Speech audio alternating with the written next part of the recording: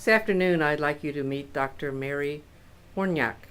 She is the coordinator for the Educational Leadership Program here at Arcadia. She has a lot of experience in terms of teaching as a principal, assistant principal, and even as an acting superintendent of schools. So, good afternoon, Mary. Hi, how are you? Hello, everyone. Our students are reading about professionalism. When you hear the word professionalism, what does it mean to you? Well, having been a school administrator for 22 years, one of the things that I looked for when I was interviewing candidates for potential teaching positions was their professionalism.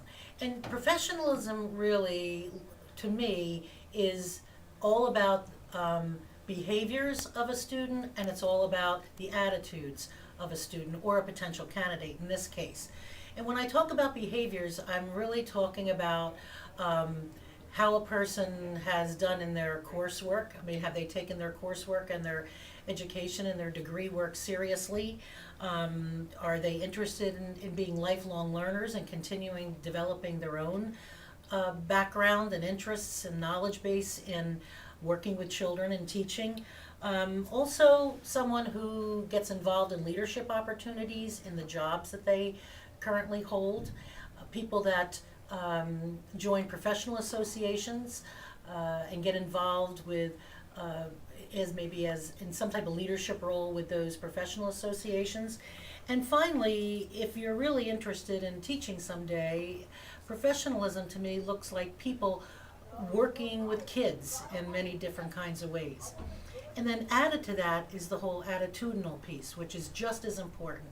And do you have a positive attitude? You know, you've always heard the saying is your glass half empty or is it half full? But we're looking for people whose glasses are always half full. We're also looking for people who love kids, who love teaching, and that comes across in their everyday discussions and languages and interactions with people. People who have energy and enthusiasm. I know everyone burns the candles at both ends, and it can be very tiring going to school and working in full-time jobs. But you have to show that energy and enthusiasm for teaching if you really want to impress the people who are going to do the hiring. And finally, just your poise and demeanor. Do you use appropriate language? Do you when I say appropriate language, are you positive when talking about children and parents and even colleagues? So many times teachers get, sucked into a pattern of, bad-mouthing kids or bad-mouthing parents or really talking about their colleagues in a negative way. And that isn't professionalism. And finally, just your appearance, how you take care of yourself. Do you carry yourself professionally? Do you dress professionally in a way that children and your peers would respect you? So the whole behavior piece and the whole attitudinal piece, I think, are so important when you're thinking about and talking about professionalism. Well, thank you, Mary.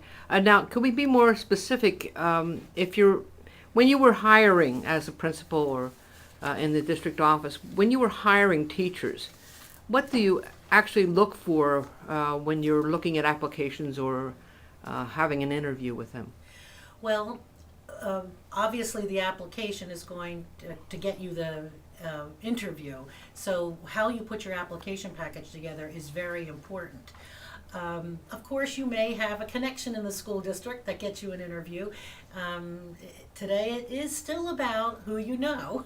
So, there's nothing wrong with making connections with people that you know in school districts and asking for their assistance and getting in the interview. But as far as putting the application package together, you want to have a good cover letter. You want to have a detailed resume.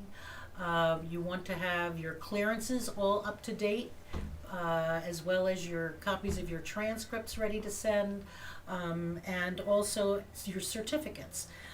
You also want to have references, so it's not too early to start looking for people who will write good references for you. I've also seen in good application packages copies of teacher observations that may have been conducted by the college supervising teacher or by the cooperating teacher. And on top of all of that, the application package needs to look professional, neat, and organized. And what will be provided for you online through this course is a packet that I've put together that gives you a sample cover letter, a sample resume that will help you put those things together. Wow, that would be really valuable for our students. Thank you, and I'll post that on our course website so that people can Great. take a close look at that. Now, is there a difference in interview or application when you're looking for either an elementary as compared to a secondary teacher?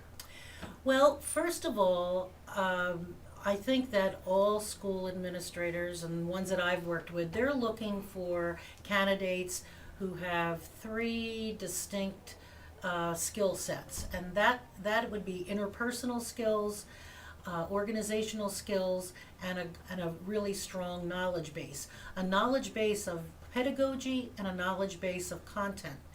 And those three are not stated in any particular order. I don't really believe one is more important than the other. You really have to have all three of those pieces in order to be an effective teacher and be marketable as well as attractive to people who are doing hiring. So that's interpersonal skills, a knowledge base, and organizational skills. And when you're going through the interview, all candidates, as I mentioned a couple minutes ago, need to talk about kids and loving kids, and need to talk about teaching, loving teaching. Also, you need to be prepared for the interview and come in with energy and enthusiasm, because that comes across immediately when you come in and sit down in the room.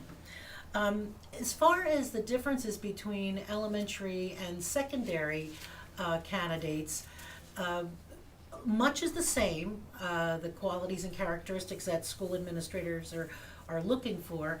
However, where you need to differentiate in the interview is, first of all, a good understanding of the developmental level that you're teaching. I mean, talking about the developmental levels of elementary kids as opposed to middle school kids, as opposed to high school kids and young adults, they're very different. So you do have to have a good understanding of their developmental levels. You also have to have a good understanding of the best practices and teaching strategies that really fit well in that particular area.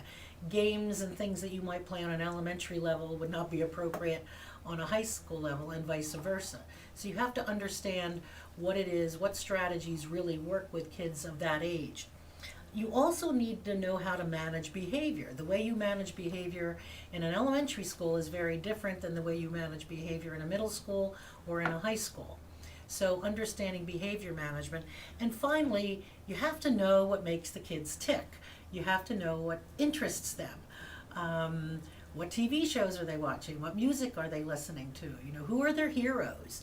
And you have to connect with kids in that way by showing the same interests that they have, so that they, feel comfortable working with you. Wow, that's a lot of good advice, Mary. I really appreciate your speaking to our students, and good luck in the future. Yes, thank you, and good luck to all of you as you pursue careers in education.